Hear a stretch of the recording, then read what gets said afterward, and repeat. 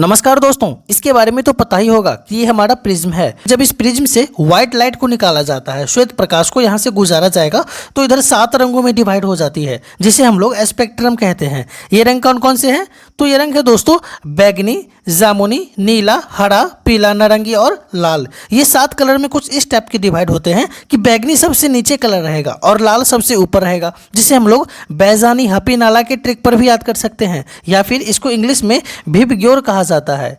Violet, indigo, brown, green, yellow, orange, red. तो ये दोस्तों सफेद प्रकाश को 7 रंगों में इस टाइप के डिवाइड होने की क्रिया को हम लोग क्या कहते हैं? स्पेक्ट्रम कहते हैं। तो फिर ये क्या है? अभी हम लोगों ने देखा कि स्पेक्ट्रम पर भी नीचे बैगनी है और ऊपर लाल रंग है। फिर इंद्रधनुष में भी ऐसा क्यों बनता है?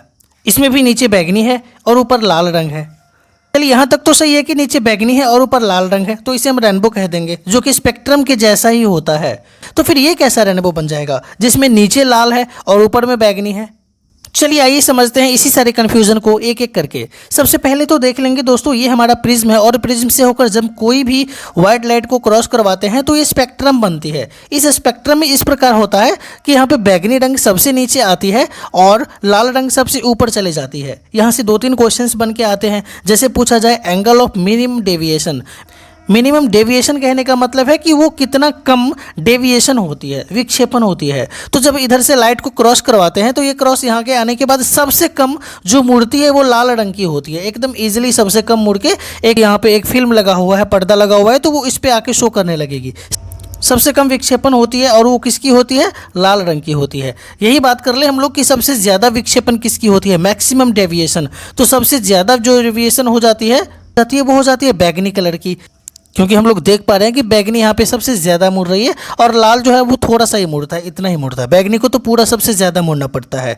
तो बैगनी की विक्षेपण सबसे ज़्यादा हो जाएगी और लाल की विक्षेपण क्या होगी? सबसे कम हो जाएगी। और यहाँ पे बात कर ले लाल रंग के बारे में, तो यहाँ पे पूछा जाएगा तरंगदैर्ध्य किसका ज़्यादा है? तो दोस्तों जो तरंगदैर्ध्य होता है वो इस स्पेक्ट्रम में सबसे ज़्यादा रेड कलर का होता है। लाल रंग का तरंगदैर्ध्य सबसे ज़्यादा होता है। यही थी तरंगदैर्ध्य सबसे कम की बात कर लें तो जो मिनिमम तरंगदैर्ध्य होती है वो किस बैगनी रंग की कम होती है। तब तो ऑल ओवर हम समझ ही सकते हैं इसमें कि सबसे ज़्यादा विक्षेपण किस कलर की होती है? बैगनी कलर की। और सबसे कम विक्षेपण की बात कर ले, मिनिमम डेविएशन, लाल रंग की होती है। लेकिन जब तरंगदैर्ध्य की बात करें तो लाल रंग का जो तरंगदैर्ध्य होता है वो सबसे ज़्यादा होता है। इसका तरंगदैर्ध्य क्या हो जाएगा? सबसे ज़्यादा हो जाएगा। और मिनिमम तरंगदैर्ध्य किसका हो जाएगा? बैगनी रंग का हो जाएगा। और बैगनी का जो तरंगदैर्ध्य हो जाएगा वो मिनिमम हो जाएगा। तो यहाँ से हम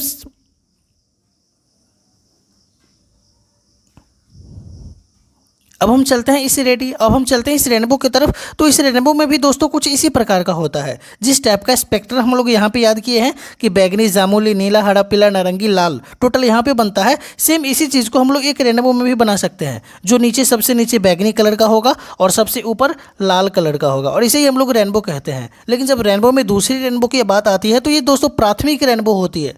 प्राथमिक रेनबो में कुछ इस टाइप का बनेगा। आपसे पूछा भी जा सकता है कि प्राथमिक जो रेनबो बनती है उसमें लाल कहाँ पे होता है? तो लाल दोस्तों सबसे ऊपर में होगा, क्योंकि जो प्राथमिक बनती है वो स्पेक्ट्रम के जैसी ही बनती है। एज लाइक सेम आप स्पेक्ट्रम कह सकते हैं। तो जो इसमें नीचे बैगनी होती है तो इसमें भी नीचे क्या हो जाएगी? बैगनी हो जाएगी। और यदि इसमें लाल ऊपर में होता है स्पेक्ट्रम में, तो इसमें भी क्या हो जाएगा? ऊपर में लाल हो जाएगा। सबसे ऊपर में लाल हो जाएगा और नीचे बैगनी हो जाएगी। तो इस टाइप का जो स्पेक्ट्रम बनता है इसे हम लोग प्राथमिक स्पेक्ट्रम कहते हैं। इसे हम लोग प्रथम इंद्रधनुष कहते हैं। और प्राथमिक स्पेक्ट्रम बनती कैसे है इसके बारे में थोड़ी बात कर लेंगे। तो जो प्राथमिक स्पेक्ट्रम होती है उसमें अपवर्तन टोटल कितनी बार होता है? अपवर्तन 2 बार होता है। लेकिन यदि बात कर ले इसकी पूर्ण आंतरिक परावर्तन का, तो पूर्ण आंतरिक परावर्तन कितनी बार होगी? यहाँ पर 1 बार होगी। यदि किसी रेनबो में 2 बार अपवर्तन की क्रिया होती है और पूर्ण आंतरिक परावर्तन की क्रिया 1 बार होती है तो हमारा प्राथमिक रेनबो बनता है, जिसे हम लोग प्राइमरी रेनबो कहते हैं। ये बन जाएगा। और इस रेनबो में नीचे बैगनी होती है और ऊपर में लाल रंग होती है। लेकिन बात कर ली इसके अपोजिट कलर की, जैसे कि ये रेनबो है, बन जाएगा। और इस रेनबो में नीचे बैगनी होती है और ऊपर में लाल रंग होती है। लेकिन बात कर ली इसके अपोजिट कलर की, जैसे कि ये रेनबो है, यहाँ पे 2 रेनबो बना हुआ है। एक तो नीचे में वो है जिसके बारे में अभी हम बात किए हैं, नीचे बैगनी और ऊपर रेड कलर की। लेकिन ये जो रेनबो बनती है दोस्तों, ये रेनबो में नीचे रेड आ जाता है और ऊपर में बैगनी कलर की आ जाती है। वायलेट रेज आ जाती है। तो फिर ये कैसे बनता है? तो आपको बतला दें कि ये जो रेनबो बना हुआ है ये सेकेंडरी रेनबो कहलाती है। इसे हम लोग द्वितीयक इंद्रधनुष कहते हैं। जैसे ये बन जाएगा मेरा प्राथमिक और ये हो जाएगा हमारा द्वितीयक रेनबो, सेकेंडरी रेनबो। और ये दूसरी रेनबो कैसे बनती है तो इसको समझ लेते हैं हम एक नज़र में। सबसे पहले आपको बतला दें कि जिसमें बस एक ट्रिक याद रखना है।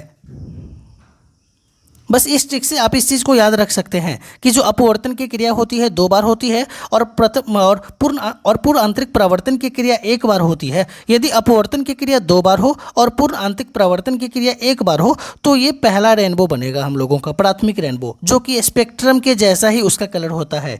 लेकिन यदि अपवर्तन की क्रिया 2 बार होती है, अपवर्तन की क्रिया भी 2 बार होती है और पूर्ण आंतरिक परावर्तन की क्रिया भी यदि 2 बार हो तब जाके सेकेंडरी रेनबो का निर्माण होता है। और सेकेंडरी रेनबो में हमेशा प्राथमिक रेनबो से उल्टा बनता है इसका इमेज। मतलब जो सेकेंडरी टाइप का रेनबो बनेगा उसमें बैगनी नीचे था तो बैगनी यहाँ पे ऊपर चला जाएगा और लाल क्या आ जाएगा, नीचे आ जाएगा, कुछ इस टाइप का बनेगा और ये सेकेंडरी बनेगा।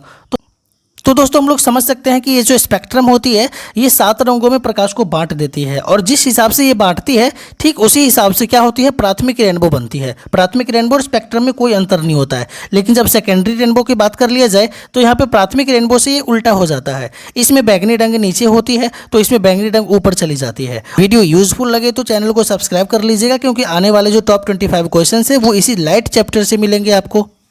तब तक के लिए थैंक यू।